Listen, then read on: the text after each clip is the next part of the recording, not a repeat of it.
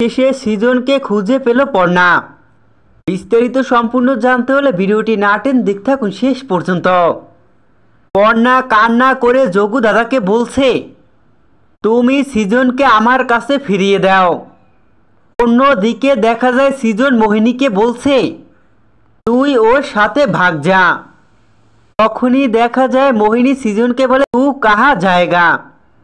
তখনই দেখা যায় সৃজন বলে, এক জায়গা হে। সামনে পাস এই বলি সামনের দিকে আসতে লাগে সৃজন।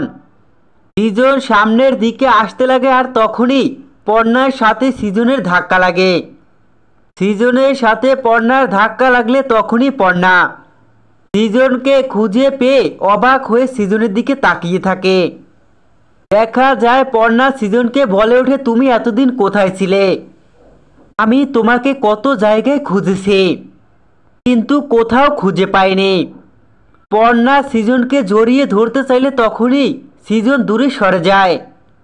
সৃজন কিছুতেই পর্ণাকে চিনতে পারে না। তো বন্ধুরা, তোমাদের কি মনে হয়, সৃজন কি পর্ণাকে চিনতে পারবে? তোমাদের কি মনে হয় কমেন্ট করে অবশ্যই জানাও।